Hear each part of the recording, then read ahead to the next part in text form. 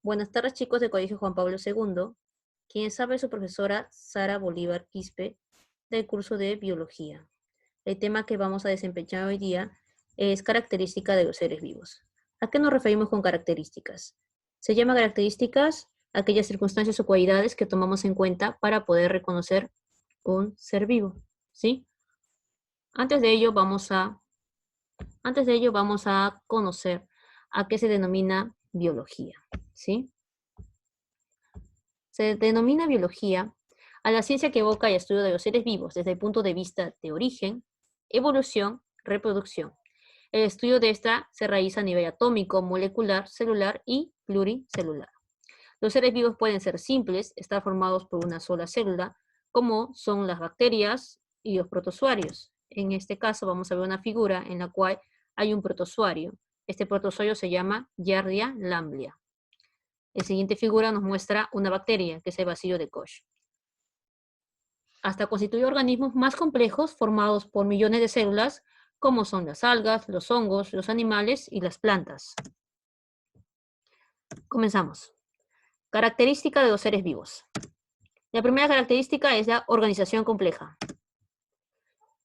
¿Por qué decimos organización compleja? Porque va a ir de lo simple a lo complejo, ¿sí? Organización compleja es de lo simple a lo complejo. Entonces, ¿cómo comenzamos? Comenzamos a partir de nivel celular, ¿sí? Pero si vamos a ir de lo más pequeño, comenzaríamos de átomos, conjunto de átomos, moléculas, conjunto de moléculas, células, conjunto de células, tejidos, conjunto de tejidos, órganos, conjunto de órganos, sistemas. Aquí vemos una gráfica de lo que les digo, ¿no? Conjunto de células van a formar tejidos. Conjunto de tejidos van a formar órganos. Conjunto de órganos van a formar sistemas o aparatos.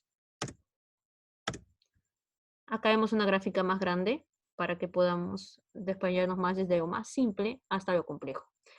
Vemos, comenzamos por átomo, conjunto de átomos van a formar moléculas, conjunto de moléculas, macromoléculas, conjunto de macromoléculas, organelos celulares, en este caso tenemos a la mitocondria, conjunto de organelos celulares, célula, conjunto de células van a formar tejidos, el conjunto de tejidos formarán órganos. Los órganos, conjunto de órganos, en este caso tenemos al estómago, conjunto de órganos va a formar sistemas. En este caso tenemos el sistema digestivo, que está formado por un conjunto de órganos. Acá vemos el hígado, el estómago, el intestino delgado y el intestino grueso.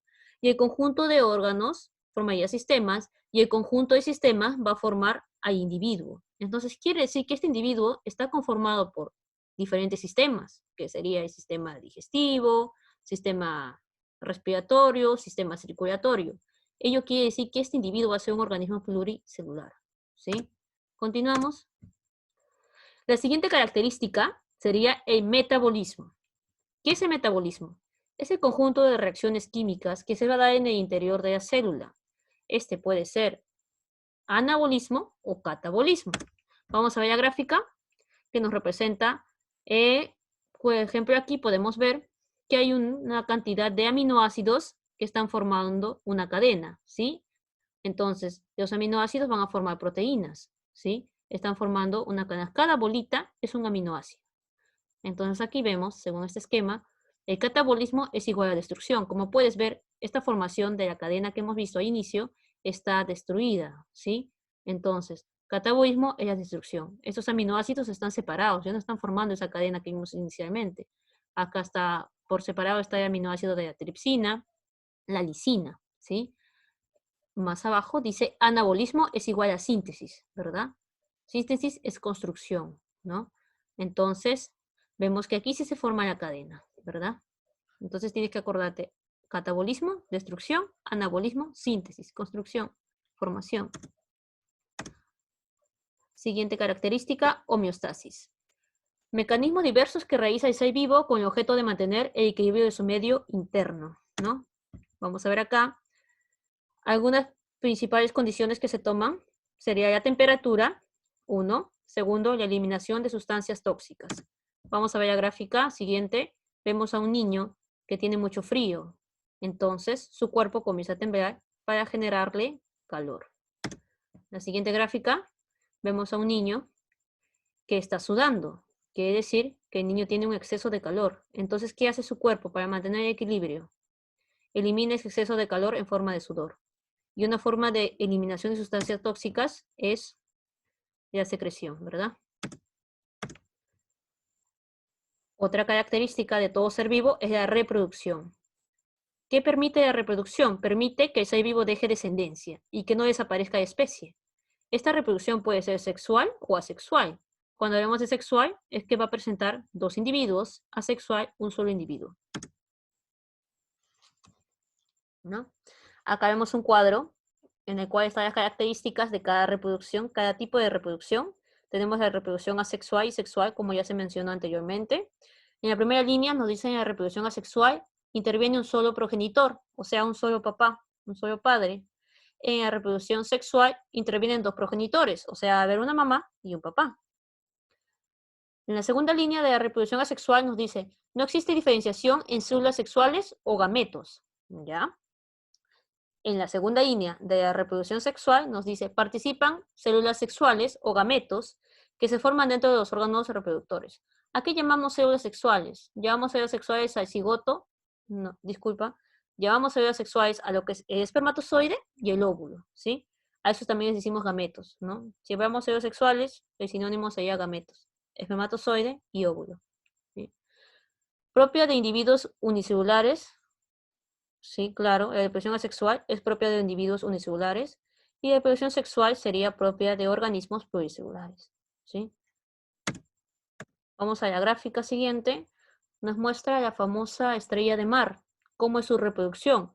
Vemos un solo progenitor, entonces esto quiere decir que su reproducción es asexual, porque hay un solo progenitor, ¿sí?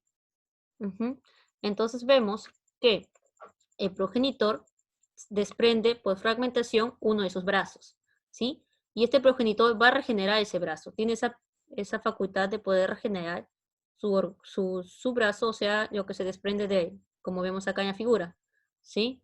¿Y qué sucede con este brazo? De este brazo que se desprendió, se va a formar una nueva estrella. Como ven aquí, al final se forma una nueva estrella. Entonces, este progenitor formará un solo individuo, va a formar un solo individuo, va a formar lo que es al hijo, ¿verdad? De un solo individuo puede formar su descendencia, como ven aquí. Entonces, y ven que son idénticos, son iguales, ¿verdad? Vamos al siguiente gráfico, vemos el tipo de reproducción sexual. Aquí vemos a dos individuos diferentes, van a formar a un individuo, ¿sí? Vemos aquí lo que les dije de las células sexuales, que está el espermatozoide de parte del papá, el óvulo de parte de la mamá. 23 cromosomas de papá, 23 de la mamá, que formarían 46 cromosomas para el nuevo individuo. Siguiente característica, irritabilidad. Es la respuesta del ser vivo ante estímulos externos e internos. Las plantas realizan nastias y tropismos. Los animales realizan taxias. Vamos a definir tropismo. Tropismo es un fenómeno biológico que indica el crecimiento o cambio direccional de un organismo, normalmente de una planta, como respuesta a un estímulo medioambiental. Vamos a la gráfica. Aquí vemos. Tropismo. Nombramos estímulo, ¿verdad? Entonces, en este caso, el estímulo sería la luz. Y acá tenemos la plantita. Entonces, va a haber dos tipos de tropismo positivo y tropismo negativo. En el caso de tropismo positivo, el tallo se va a dirigir hacia la luz. Entonces, un tropismo positivo se dirige hacia su estímulo, que en este caso sería la luz. ¿Sí? Crece hacia la luz. En cambio, la raíz va a crecer hacia abajo, no hacia la luz. Entonces sería un tropismo negativo. ¿Sí? En el siguiente ejemplo, tomamos de ejemplo el estímulo, la gravedad. ¿Sí? Invertimos el paso que tiene la planta, ¿sí? Y vemos que la planta va a crecer en contra de la gravedad, el tallo. ¿Sí? El tallo crece en contra de la gravedad, sería tropismo negativo.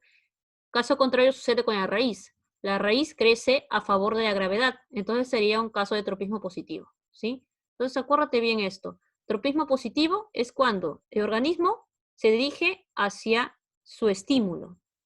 En cambio, tropismo negativo es cuando el organismo se va a dirigir contrario al estímulo. ¿Sí? Siguiente diapositiva. Las nástias.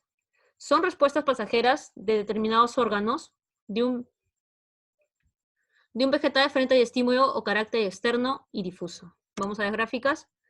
En este caso, vemos a una flor. En el día está abierta, en la noche se cierra, ¿sí? Como dice, son respuestas pasajeras. Se van a dar respuestas pasajeras de acuerdo al estímulo que se presente en ese momento, ¿sí? Otro ejemplo, vemos aquí que cuando una persona toca la hoja de esta planta, la planta automáticamente va a cerrar sus hojas, ¿verdad?